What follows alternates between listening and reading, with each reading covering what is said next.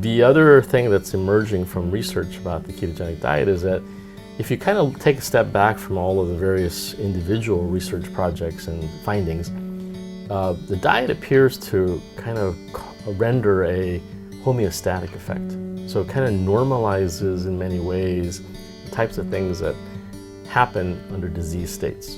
So, for instance, if you have a neurologic condition that alters gene expression, maybe tumors are kind of an example of aberrant gene expression, causing proliferation of cells. Well, if you apply the diet as adjunctive therapy to existing standard therapies and look at the gene expression profiling, it tends to kind of normalize it back to what it would have been like without the tumor. Interesting. Yeah, but it's not all about sort of, ketosis, because I think it's both things. It's really kind of ketosis as a reflection of taking in fats and going through fatty acid oxidation, but it's also the relative restriction in carbohydrates that gives you sort of less sugar fluctuations in the body. Mm-hmm. And so the combination of those effects appear to render kind of the things that we see in both model systems in the lab as well as in humans, right, for the evidence that we have currently.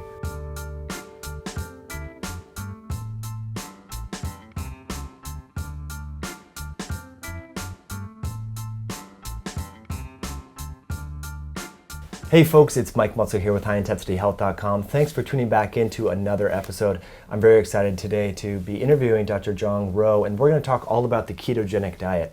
He's been a real pioneer in helping us to understand the mechanisms through which the ketogenic diet affects brain function, mitochondrial function, and reduces inflammation, and much more. So Dr. Jong, thanks so much for coming on the show. Sure. Thank you for inviting me. Let's talk about kind of the network effect that's induced through the ketogenic diet. Yeah. Maybe we can launch with what got you excited about it, and initially how it affects mitochondrial function within the brain, and some of the histone deacetylation and epigenetic effects, which are really exciting. Yeah. Well, so I think the interest in the diet, it really stems from the efficacy against seizures and epileptic conditions that don't respond to conventional anti-seizure drugs. So the epilepsy is pretty common, 1% of the background population. Within that group, about 30-40% actually don't respond to drugs. They continue to have seizures. And you can load them with drugs and try other approaches, but you get side effects and seizures still continue. Mm-hmm. So, clearly there was something about the diet because it's been used historically in patients who failed drugs and has a fairly good efficacy within that refractory population.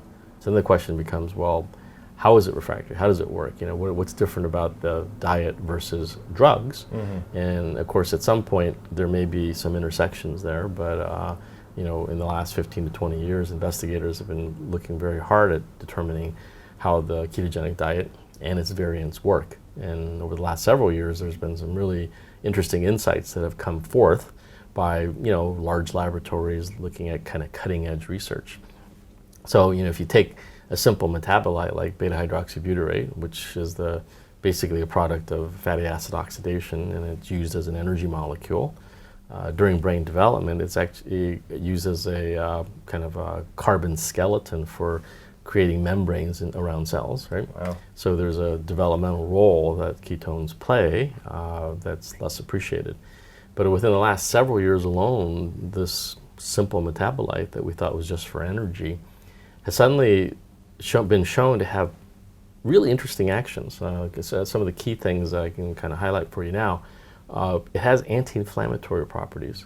So in the periphery, it disrupts the formation of multimeric protein complexes that produce inflammation systemically throughout the body. And it's kind of an interesting kind of a first clue that basic metabolism is linked very tightly to the immune system regulation.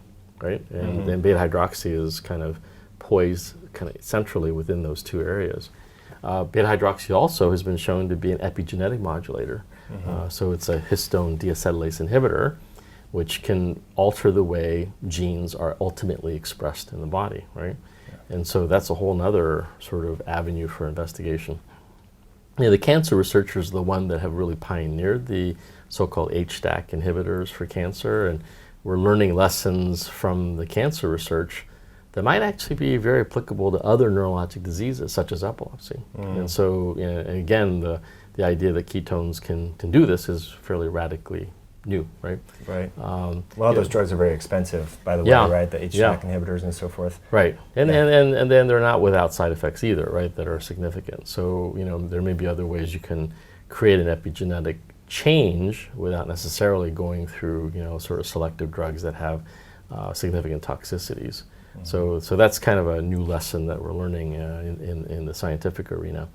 The other thing that's emerging from research about the ketogenic diet is that if you kind of take a step back from all of the various individual research projects and findings, the diet appears to kind of render a homeostatic effect. So it kind of normalizes in many ways the types of things that happen under disease states.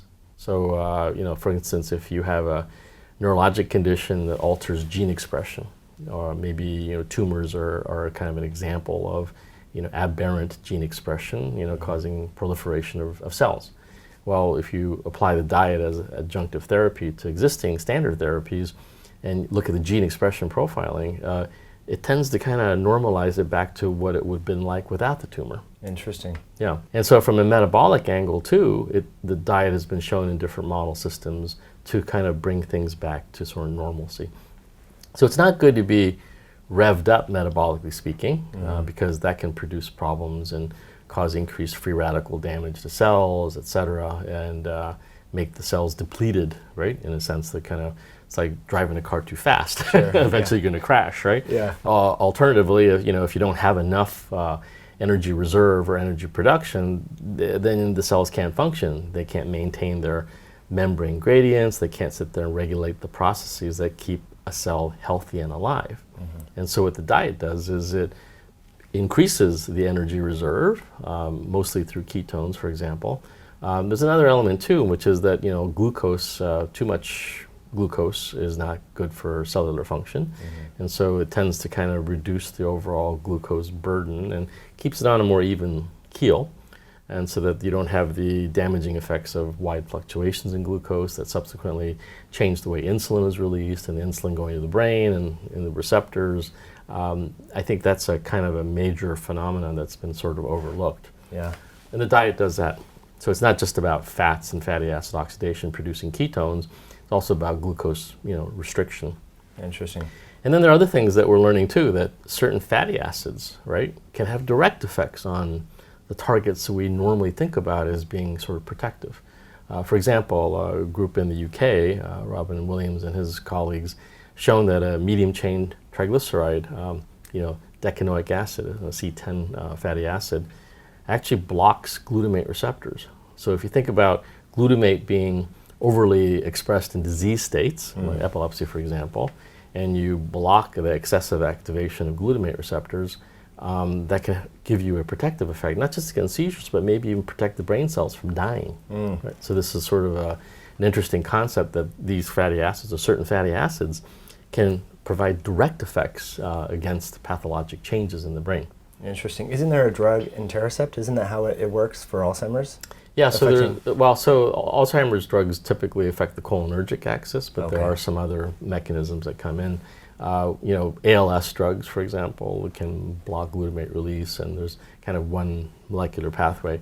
But glutamate's pretty widespread in terms of brain expression, and when diseases occur, then oftentimes it gets overly expressed, and that can cause damage, right? That neuroexcitation. Yeah, that's right. Abnormal excitation, right? Interesting. And that's just kind of one angle. So I think more and more we're finding that kind of the metabolic substrates, enzymes, and kind of what the cell is doing at a particular point in time can have dramatic effects on not only the expression and activity of receptors, channels, and things at the cell membrane surface, but also synaptic transmission. Like, what happens from a presynaptic neuron to a postsynaptic cell, right? And kind of how that communication channel is affected. Yeah, that's really interesting. So we covered a lot of bases there. I just want to make sure that everyone's on the same speed. So I think the first thing you talked about was the developmental effects within the brain induced through the ketones as kind of a structural, you said, carbon resource. Which right. That's so right. Is this the mother's liver is making these ketones, you're going across the placenta and helping the brain develop? Yeah. Wow. Yeah. No, I've never heard that before. Yeah, so the ketone bodies provide the carbon atoms right, to produce the molecules necessary to create the membranes around the brain cells. Really fascinating, because we know when women, mothers, and men, we know there's paternal epigenetic transgenerational effects, right? But we know, for example, that women that are insulin resistant, overweight, and obese tend to have children with neurologic disorders, right? And would that be, in your eyes, one of the mechanisms, lack of ketone? Well, it could be. I mean, but I think, typically though, during like postpartum, when, the moms are basically feeding their babies, with breast milk, which is high in fats, so that's kind of a ketogenic diet of sorts, right? Yeah. And in animal studies, investigators like Tali Barum at UC Irvine have shown that if you, change the diet of the suckling rodent, it alters the susceptibility to injury to the brain.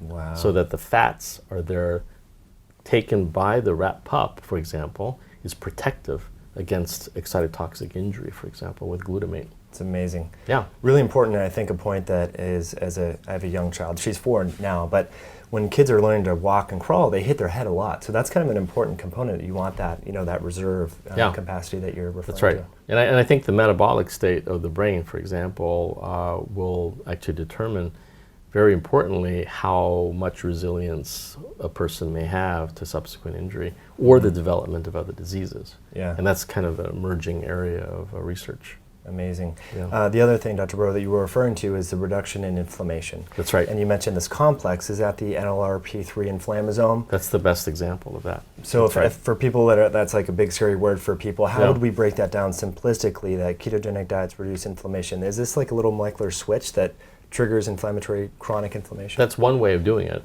So the ketones are not the only way to do that. Like fatty acids, for example, can regulate so-called PPAR receptors, or peroxisome proliferator activator receptors, right?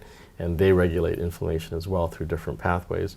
But with regard to the ketone body, beta hydroxybutyrate, what it does is it actually disrupts the assembly of this, large complex within the cell that, has to be created before inflammatory processes are actually activated, and cytokines like IL-1 beta, for example, the interleukins, are released to wreak its havoc, so to speak. Interesting. Yeah. So it's like this hub where all inflammation stems from, because we've heard a lot about how NF-kappa B is kind of like the gas pedal. It turns on the cellular production, but this is a little bit higher order. Is that what we're saying? Yeah, this is something that's very fundamental to activate sort of the inflammatory response. Okay. And the ketone body has been shown recently to block that. It's amazing. Yeah. Think about every chronic disease. You mentioned it offline: diabetes, Alzheimer's, cancer, insulin resistance. Inflammation is at the root cause of that. And there's another aspect too. The beta hydroxybutyrate has also been shown to kind of modulate this membrane receptor called the hydroxycarboxylic acid receptor, or the HCA2 receptor.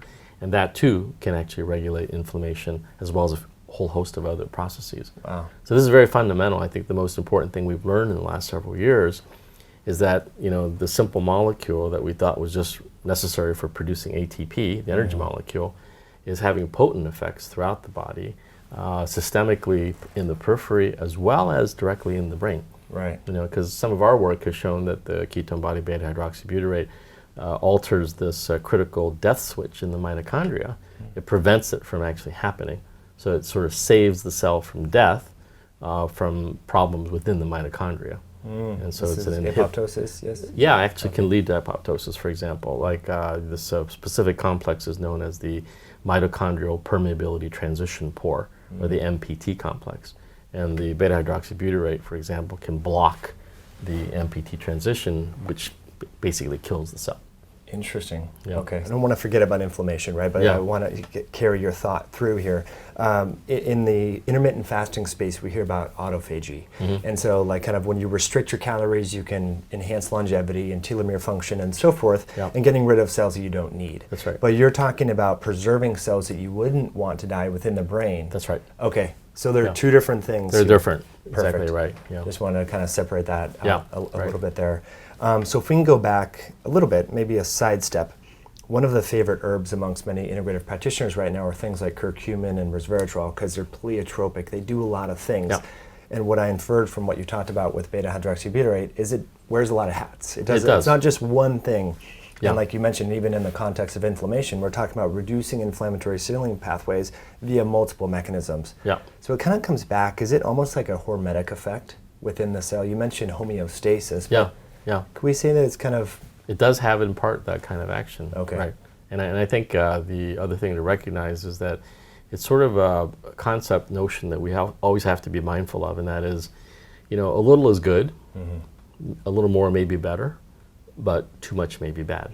So the best example with the ketone would be under diabetic ketoacidosis, right? So if you have a problem with insulin, right, and you get into a ketoacidotic state, that can cause coma, it can cause brain damage, it can cause seizures and other things like that, right? So that's when it gets excessively high, right? Yeah. So the ketosis that we're trying to achieve with the ketogenic diet is in the low millimolar range, right? Which somehow, through a variety of different mechanisms, is protective to brain cells, alters and affects the disease processes, not just acutely, but probably chronically as well. And we'll get to that in a minute. That sort of a little bit of ketosis is actually good. And in point of fact, if you think of fasting as a way, or carbohydrate restriction as a way of protecting cells or enhancing longevity, right? What happens during those states? You get a little ketotic, right? And so that fundamental change makes a huge difference. I think that one of the best examples of carbohydrate restriction was a paper published a few years ago that did a several decade study looking at the effects of carbohydrate restriction in primates and asking a very simple question. Does that, in fact, increase the lifespan of the primates? And when you look at that study, it was published in a very famous journal, right? It was very dramatic. The longevity was substantially increased in the carbohydrate-restricted animals. And then if you looked at even pictures of the animals after the same duration, right, same age, it was just amazing that one would look really old and haggard and the other one looking fairly fresh and perky. Well, you mean between the carbohydrate and the low-carb group? Same age primates, right? Yeah. Exactly right. That's really interesting. I found that anecdotally amongst friends that are on a ketogenic diet. They actually look like they're getting younger over time, not getting older, which is really pretty fascinating. And they have a good energy level, and they're not suffering from the same kinds of problems that those that don't adhere to a decent diet, right? Yeah. But it's not all about sort of ketosis, because I think it's both things. It's really kind of ketosis as a reflection of taking in fats and going through fatty acid oxidation. But it's also the relative restriction in carbohydrates that gives you sort of less sugar fluctuations in the body. And so the combination of those effects appear to render kind of the things that we see in both model systems in the lab as well as in humans, right, for the evidence that we have currently. Right.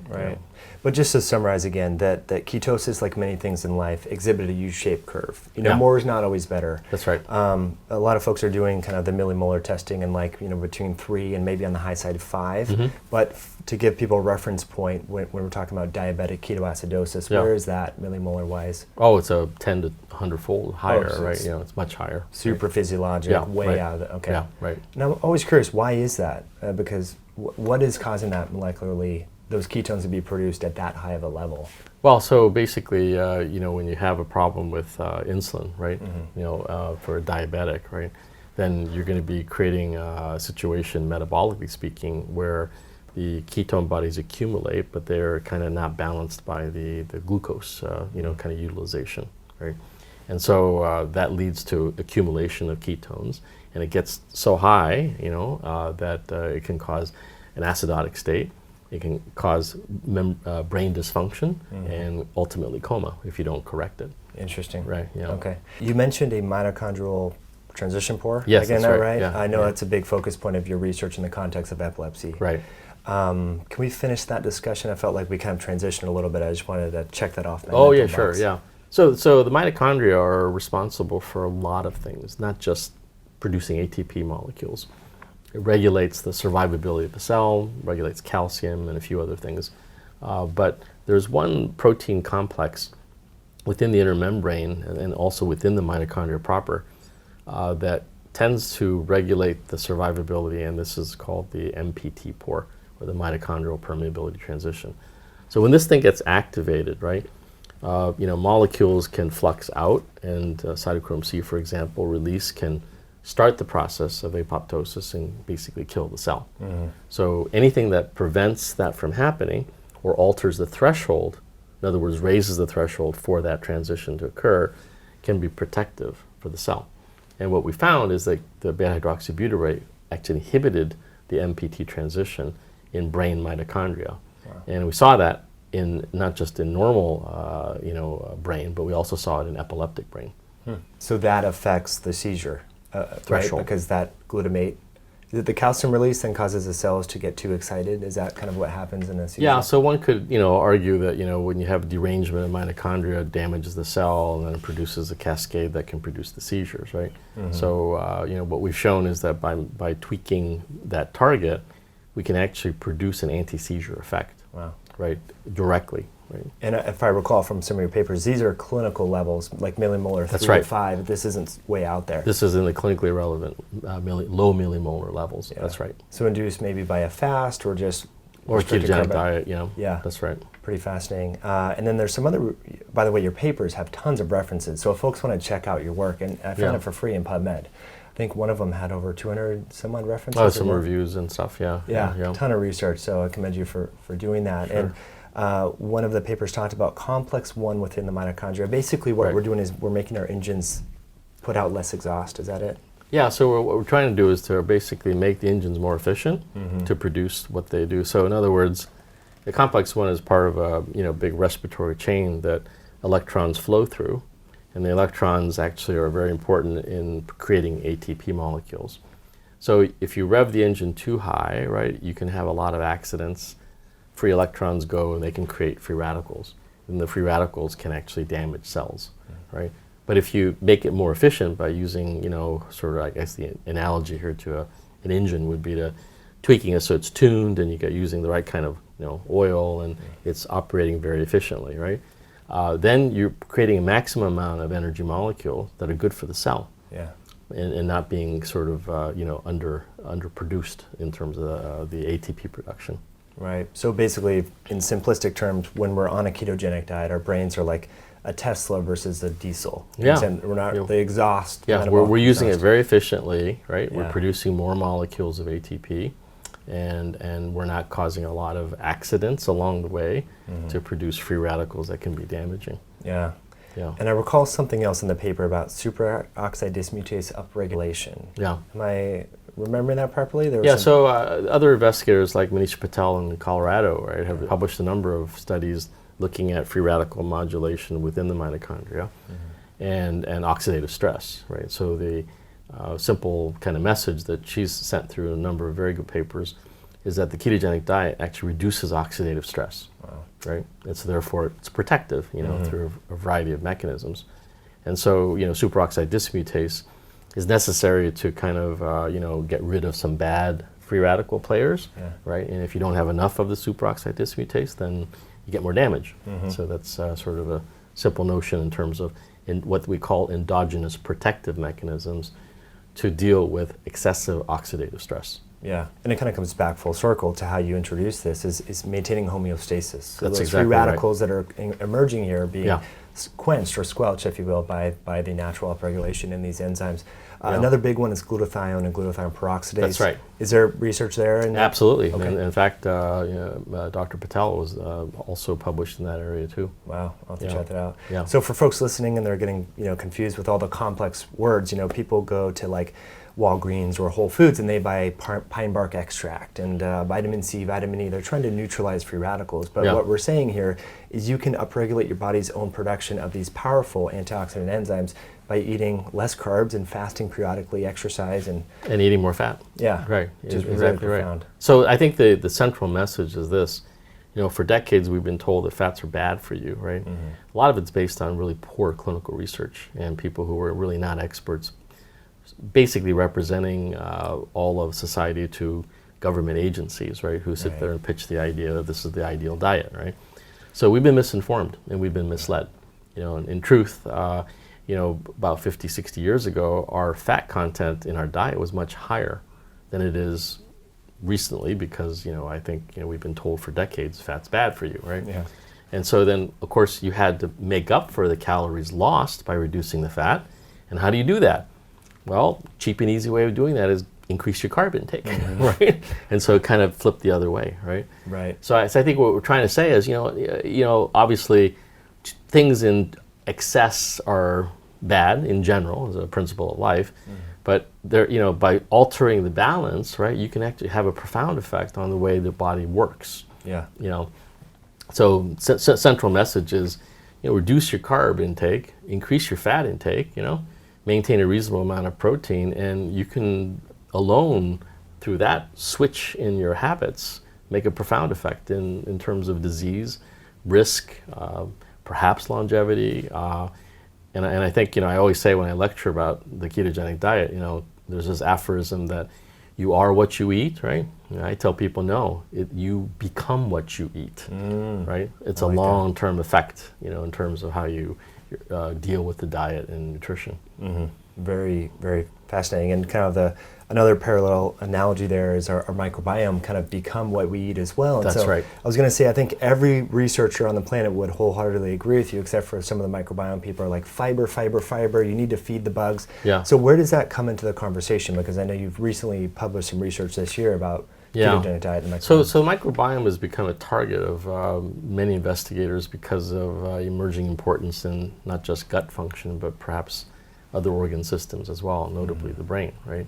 So I think we're really sort of scratching the surface of this, but kind of in a nutshell, what we're finding is that if you alter the diet, not surprisingly, you alter the microbiome. So the relative proportion of organisms that live with you in the gut, and then the types of organisms that could be good for you or bad for you, right, get switched, right?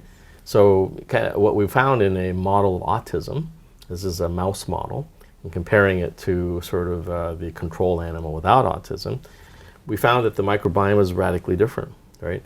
And there was a larger proportion of bugs that caused inflammatory changes. If you fed both groups ketogenic diet, right, it not only reduced the overall fecal and cecal burden of these organisms, but actually substantially reduced the bad actors that produce abnormal inflammation. And so this is like the first kind of indication that ketogenic therapies can significantly alter the microbiome. And even though it was done in an autism model, we're now going to be exploring it in other model systems like epilepsy, et cetera. Wow. And so it might be more of a generic effect than we think otherwise. Yeah, and so what we're seeing is maybe the brain inflammation and behavioral aberrations characteristic of autism is being offset or changed or influenced via changes within the microbiome from the diet. Yeah, so it could be both a peripheral effect from the microbiome, it could be a direct effect of certain substrates that are impacted by the diet that could be working more directly in the brain itself. Right. So I think there's a number of parallel types of processes that are occurring with these types of fundamental dietary changes. And it's not going to be just one substrate or enzyme or metabolic thing. It could be a combination of these things working together to produce a beneficial effect. And in the end, it comes down to kind of homeostasis. It really is kind of, diseases produce shifts in a lot of different things. And so how do you kind of get back to normal, right? Right. You can do it with diet. And more we're showing in the laboratory, and even clinically, if you're looking at clinical studies, that we can render measurable, significant clinical benefits by just changing the diet. It's just really powerful. Yeah. Yeah, amazing stuff there. Two questions come to mind, and I've never had a conversation with someone that is as knowledgeable as you, Dr. Rho, to answer these. But the first one is, you mentioned metabolites made by the microbiome. We know short-chain fatty acids. Derek McFabe has published a lot on propionic acid. That, for example. But we know beta hydroxybutyrate and butyric acid made by gut bacteria are very similar. Yeah. Is there some conversion systemically? If we eat fiber and then we have bifidobacterium making butyric acid, does it ever convert that you know of, or does it act like beta hydroxybutyrate in the serum?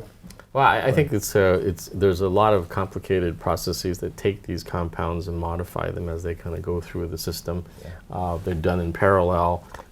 They're interconverted depending on which enzyme system you're looking at. So right now we don't really know the sequence or the causal sequence of these substrates that produce or we think produce a beneficial effect. We're really scratching the surface of this, and I think the only way to really understand this comprehensively is to take not so much a narrow view of the organ as the organ, and then we tackle the problems there, but it's a systems biology approach, which makes it hard because we're not only talking about the complex biochemistry and metabolism, because that itself is a dizzying array of things to study. Inflammation too, by itself, is a dizzying array of many different substrates, and every month there's new cytokines and things being discovered. And then the juxtaposition of the two, right? And then other mediators that are affected by these changes. So you have to look at this in a sort of a big data sort of a way. You need to be able to analyze all the various changes to know what the net output is. And this is where informatics, so-called big data concepts in medicine, the systems biology approach, that's what's going to be necessary to really fully understand this in the future. Right now, what people are doing is they're looking at their favorite organ and seeing what kind of changes are there once you introduce an intervention like the diet, right? Yeah. But you can't see that in isolation because there are other things you're ignoring, right? And even the whole notion of in an experimental system removing the brain and studying in a dish, right, is missing a huge component of the milieu or the environment that the brain is sitting in, right, that you're going to be neglecting in order to study it. So we're really, I think, there's some exciting things that have come out in the last few years.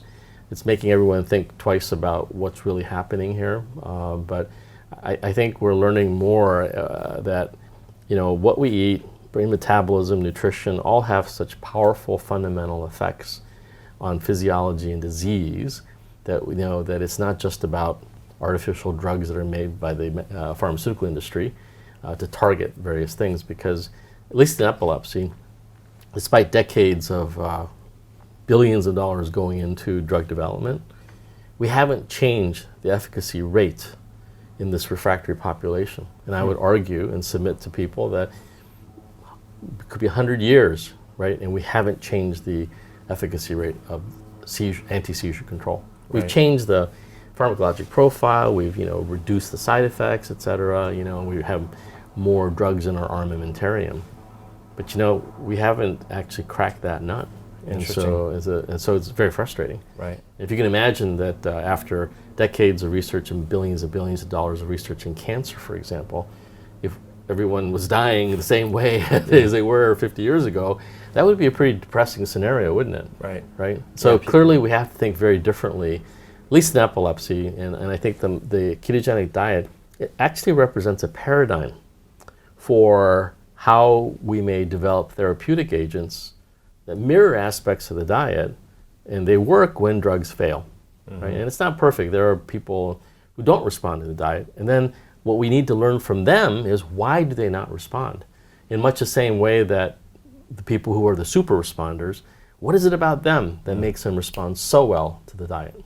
Interesting. Well, along those lines, have you looked at or had conversations about the genomics or epigenetics of responders versus non-responders? Or are we there yet? So very few people have actually addressed this, and the most recent paper that looks at a particular channel, the so-called ATP-sensitive potassium channel, right? So this was thought to be a very relevant player, and it still is a relevant player for, let's say, ketone body action, and may be responsible for kind of dampening excitation in the brain when you're an epileptic patient. So Gary Yellen at Harvard has been kind of a pioneer in this area, and he's worked with some other clinical researchers looking at genetic polymorphisms in the KATP channel gene and asking the question, does that relate or correlate to efficacy or response to the diet? And so the answer so far in the numbers that they've studied is that it doesn't appear to. Right? Interesting. So that's really just scratching the surface again. We need to do a lot more in terms of trying to determine what is the genetic composition of the patients and what are the biomarkers, so to speak, that will allow someone to be identified early as a potential responder to the diet. And if that's the case, then we skip all the endless drugs and other therapies and go right to the diet. If once we're able to kind of figure that out. Right. Because for a lot of people, there is a mental hurdle that the ketogenic diet is so hard to implement, and gosh, I'm restricting everything. But once you kind of switch your lifestyle and your buying patterns at the store, it's very simple to follow. Yeah, I think it's it's a psychological, behavioral, and sort of compliance challenge, right? Younger kids have an easier time because the parents are giving them the food, right? Yeah. When you get older and you're an adult, you may have a hard time restricting carbohydrates that you grew up with, right? But it's interesting too that in the last 10 years, what we've also learned is that you don't need to actually go on a strict classic ketogenic diet at that high fat to carbohydrate protein ratio in order to render a beneficial effect. So there are variations on the diet that are actually better tolerated, more palatable. There are greater food choices that kind of but still there's that kind of fundamental change in the biochemistry that's exerted by these diets that can give you beneficial effects. So modified Atkins diet, low glycemic index therapy, these are, and there are other variations of the classic diet besides the MCT oil diet. You might be able to get by with lower ratios, so they're better tolerated. So clinicians and dietitians are actually advancing the notion that, it might be a kind of a customized diet, so to speak, based on your own kind of tolerability and what you're able to do. Sure, and your activity level too. That's what I found. Right. Because everyone wants the protocol. Tell me what to do. When to eat? How to eat? Write my meal plan. It's like you got to figure it out yourself and kind of tinker and test and be willing to fail and maybe bonk a little bit, have low blood sugar, whatever. Little self-experimentation can go a long way. Right. Go ahead. And then the adults that actually have, adults who have actually successfully maintained a ketogenic diet, right? They all report, hey, it's not that hard. I feel great, and I've not had the same kind of aches and pains and problems I've had before because maybe the inflammation is being reduced as well as some other beneficial effects. Yeah. So, in other areas that like brain cancer, with the recent symposium that we had last month in Banff, there was a lot of updates on brain cancer and testimonials, case studies where people have gone on ketogenic diets and become survivors for brain cancer. There's interest in autism, right? So that we have a sort of an epidemic of autism, in the last 10 to 15 years. And we don't have any therapies that really address core symptoms of impaired social ability, the repetitive restricted behaviors, the communication deficits, all those problems that autistic patients experience. We have ways of treating the comorbid problems like, seizures, for example. We can give them seizure drugs. But the core symptoms that produce the disabling condition, we don't have any therapies for. And so the animal literature would actually suggest that ketogenic therapy will improve all of the behavioral domains that we see in autism. Interesting. Yeah, very fascinating. An old drug that was being explored for autism, I think, is cholecystokinin, right? Yes. One of the incretin hormones. And as a neurologist, I'm sure you're familiar with this. Yeah. I'm very intrigued by, again, kind of, we talked about kind of the top-down and then the bottom-up approaches, but we mentioned a little bit about the microbiome.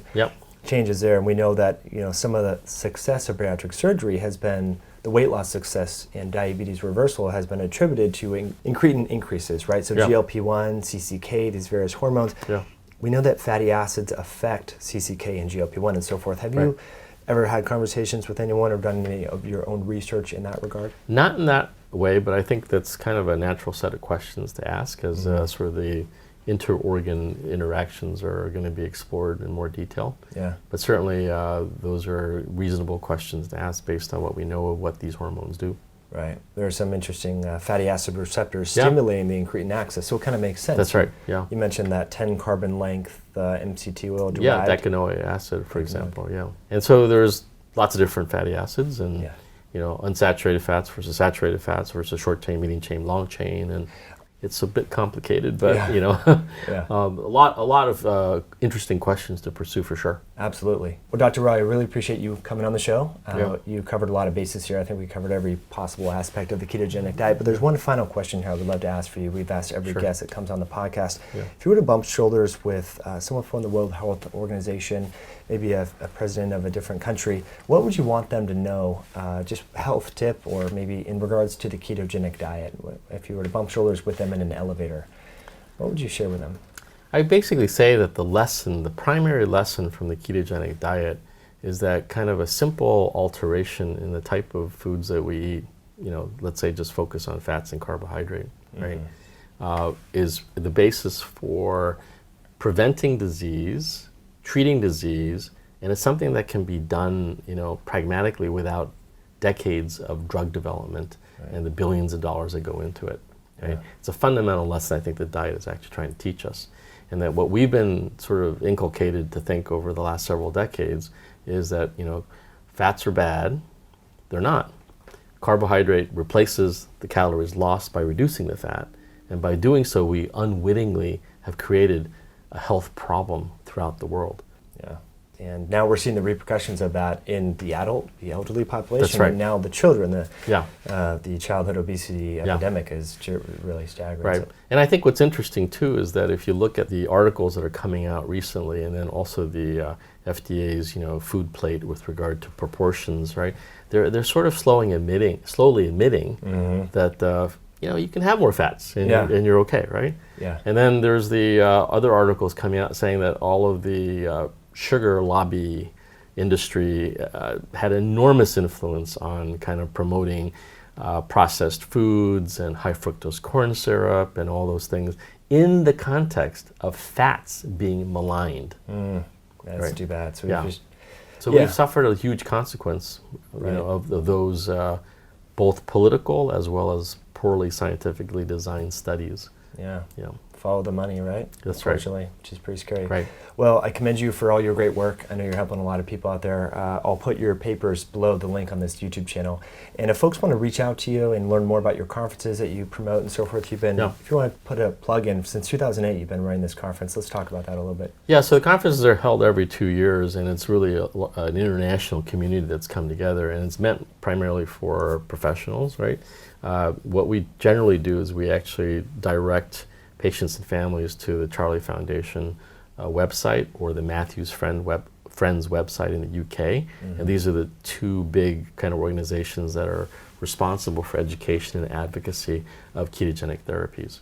And so that's where you can begin, and you get good information because they've all been vetted by experts and scientific advisory board members.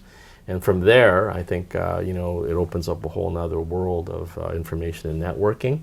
There are pragmatic aspects of these websites, so you can get recipes and educational materials, etc., and get referred to ketogenic diet centers worldwide. So this is the thing that's really been exciting over the last 10 years is that, if you look at a map of the world, right, not too long ago, there were only like a couple countries that were doing this, right? And all of a sudden now, the majority of countries are offering keto programs for patients with various disorders, notably epilepsy, right? We want to make it wholly international where every country can offer this.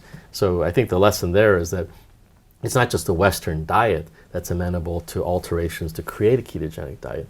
You can go to India, or you can go to Korea or Japan or China, and they can alter their diet to produce the same biochemical effects. Yeah. That's really powerful. And like you mentioned, like in other countries, drugs are very expensive or inaccessible. So That's this is a drugless and affordable strategy to change physiology. Absolutely. Yeah.